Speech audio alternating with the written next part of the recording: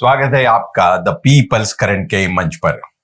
आज से news format के इस नए कार्यक्रम में आपका सभी का स्वागत है।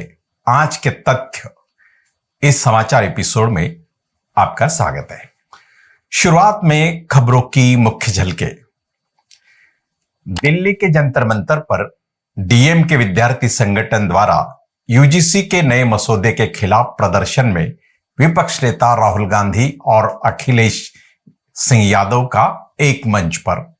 Cult of fear Asaram Bapu documentary निर्माता डिस्कवरी इंडिया यूनिट को सुरक्षा प्रदान करे सुप्रीम कोर्ट के आदेश। राहुल गांधी ने छात्र आंदोलन में जो कहा, बिल्कुल वही बात जम्मू कश्मीर के उपराज्यपाल मनोज सिन्हा द्वारा कही गई, एक भारत श्रेष्ठ भारत। तेलंगाना की कांग्रेस सरकार अनुसूचित जाति के उपवर्गीकरण को कानूनी जामा पहनाने पर अड़ी। अब समाचार का विस्तार शुरू। कांग्रेस के शीर्ष नेता राहुल गांधी ने गुरुवार को दावा किया कि विश्वविद्यालय और कॉलेजों में कुलपतियों और शिक्षकों की नियुक्ति पर यूजीसी का मसौदा विनियम आरएसएस के एजेंडे को आगे बढ़ाने का प्रयास है। एक इतिहास, एक परंपरा, भाषा का एजेंडा, लेकिन आरएसएस के एजेंडे को आगे बढ़ाने का प्रयास है। एक इतिहास, एक परंपरा, एक भाषा का एजेंडा है, लेकिन लोग देश में इसकी दिवालिया विचारधारा को लागू नहीं होने देंगे। डीएम के छात्र विंग द्वारा आयोजित मसौदे के खिलाफ विरोध प्रदर्शन में द्रमुक छात्र इकाई का विरोध प्रदर्शन संसद परिसर से कुछ 100 मीटर दूरी पर जंतर मंतर पर आयोजित किया गया था।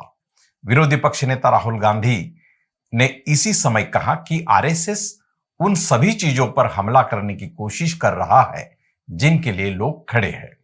उन्होंने कहा कि तमिल लोगों का अपना इतिहास है, भाषा, परंपराएं है और उन्होंने संघर्ष भी किया है। उन्होंने कहा ऐसा करना यूजीसी मसौदा विनियम तमिल लोगों और अन्य सभी लोगों का अपमान है। समाजवादी पार्टी के प्रमुख अखिलेश यादव भी शामिल हुए थे इस धरने प्रदर्शन में। अखिलेश ने इस समय कहा कि उनकी पार्टी शिक्षा नीति एनएपी के खिलाफ विरोध का समर्थन करती है।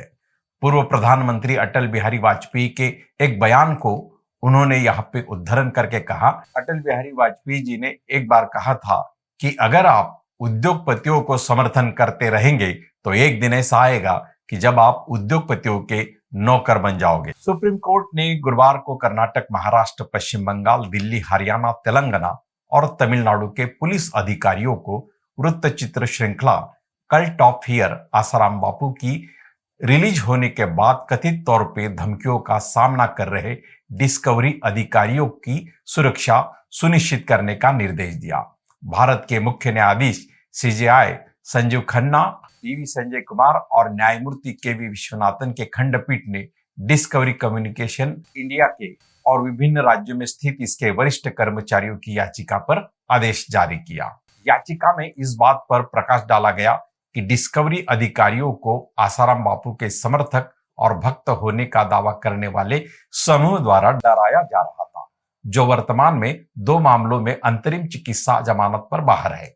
वृत्तचित्र श्रृंखला कल्ट ऑफ सार्वजनिक रिकॉर्ड, गवाह प्रशंसा पत्र और न्यायिक कार्रवाई के आधार पर उनके जीवन और कानूनी लड़ाई की पड़ताल कर। जम्मू कश्मीर के उपराज्यपाल मनोज सिन्हा ने गुरुवार को कहा कि एक राष्ट्र, एक लोग, एक संस्कृति, इसका मतलब एक भारत श्रेष्ठ भारत के दृष्टिकोण को साकार करने में महत्वपूर्ण भूमिका निभा रही है। उपराज्यपाल ने कहा, उन्होंने इस अद्भुत पहल के आदर्श वाक्य एक राष्ट्र, एक लोग, एक संस्कृति पर प्रकाश डाला, जो एक भारत, एक श्रेष्ठ भारत के दृष्टिकोण को साकार करने और युवाओं को वास्तविक अर्थों में विविधता में एकता को समझने और जीने में सक्षम बनाने में महत्वपूर्ण भूमिका निभा रहा है। तेलंगाना की कांग्रेस सरकार की आधिकारिक सूत्रों के अनुसार राज्य सरकार अप्रैल से नया कानून बनाकर एससी उपवर्गीकरण अनुसार अनुसूचित जाति एससी समुदाय के लिए शिक्षा और नौकरियों में उपवर्गीकरण को लेकर नए सिरे से आरक्षण का कानून अमल में लाएगी। इस पहल को कानूनी समर्थन प्रदान करने के लिए राज्य सरकार मार्च में विधानसभा के आगामी बजट सत्र में कानून पारित करेगी। विधानसभा में एससी उपवर्गीकरण रिपोर्ट को मंजूरी मिलने के बाद सरकार ने इसके कार्यान्वयन को सुविधाजनक बनाने के लिए तेजी से कदम उठाए हैं। आज के तथ्यों में संक्षिप्त में यही हम रुकते हैं। धन्यवाद।